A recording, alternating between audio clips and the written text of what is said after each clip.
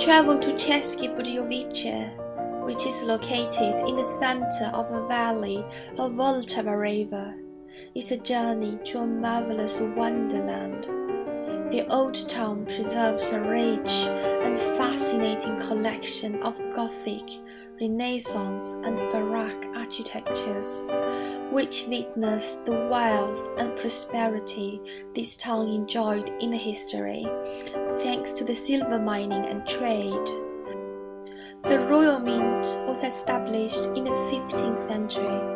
Unfortunately, many beautiful houses were erased from the cityscape as a result of a devastating fire during the 30 Years' War.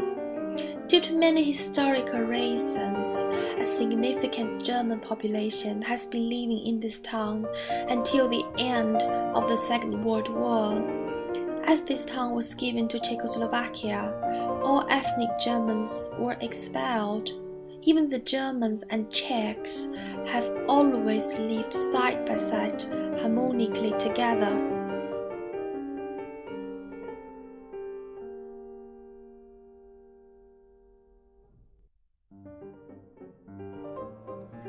For many thirsty travelers, star attraction in České Budějovice would be Budweiser Boudoir Brewery, which has been established on the European market already during the Habsburg reign over 200 years ago.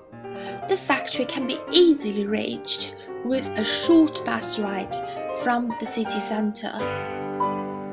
Today, there are over 7 Budweiser products on the market, including a non-alcoholic tasty beer. Like most Czech beer, Budweiser Boudoir beer is not strong in comparison with Belgian beer. For instance, original Budweiser contains approximately 5 volume% alcohol, and the extremely popular Budweiser Premium Select contains 4.7 volume%.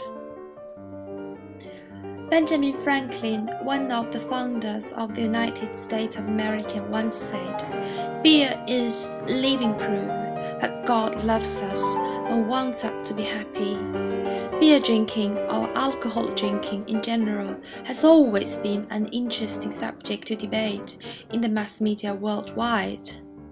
In most European countries, a person needs to reach a certain age before this person is allowed to buy the alcoholic beverage from the supermarkets, which I think is adequate and necessary. I read that scientists have found that the health risk of drinking large amount of beer is severe, mostly on the livers. If a person who drinks a large amount of alcohol daily, the body would not be able to get rid of the toxic chemical fast enough.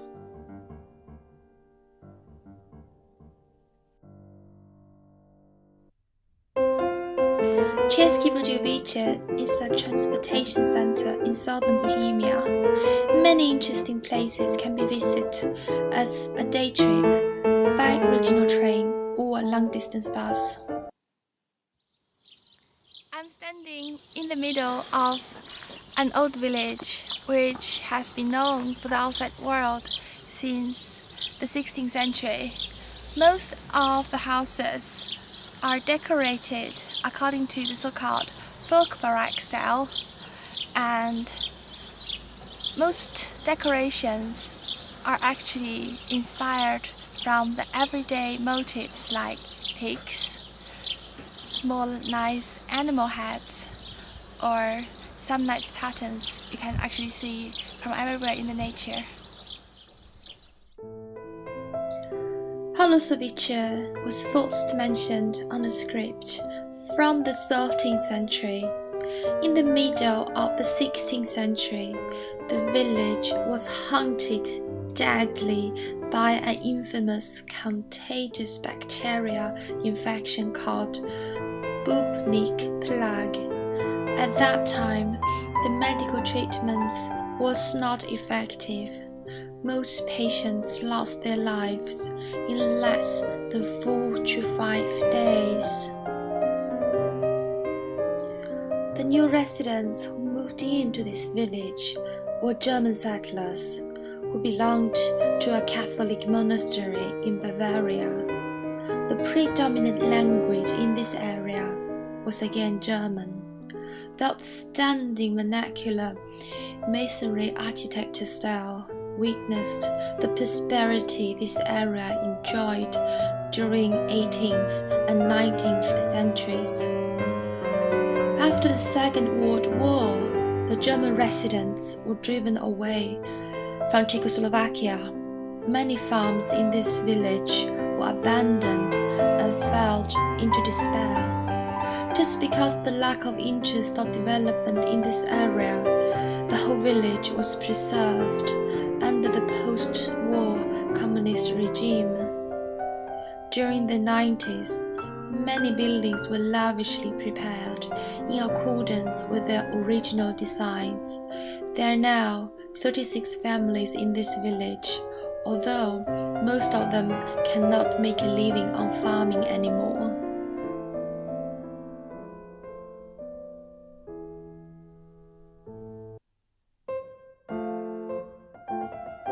There are many fairy tale-like castles in the vicinity of Czech Budějovice. One of our favorite destinations is the Chateau of Hlubaká, which was erected during the 13th century thanks to the generous financial contribution from the Bohemian king. The name Hlubaká means the deep one in Czech. According to some vernacular folk fables, this castle got this name simply because there's a deep well close by. Many wealthy and successful owners have enjoyed this chateau in history. Among others, the famous Schwarzenberg family who bought this real estate in the 17th century. The last owner, Adolf Schwarzenberg, and his wife Hilda remained in this castle until 1939 due to the outbreak of the Second World War. Like children to many wealthy and powerful families in his time, Adolf Schwarzenberg was well educated in his youth. He had a university degree in legal science from Prague.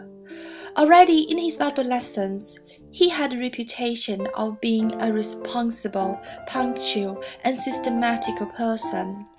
When he fled to America with his wife, he conducted a doctoral thesis in famous Columbia University. After his return from the United States, he found out that all the real estate was confiscated by the communist government. Today, the most famous Schwarzenberg family member is Czech Republic's Minister of Foreign Affairs, Karol Schwarzenberg.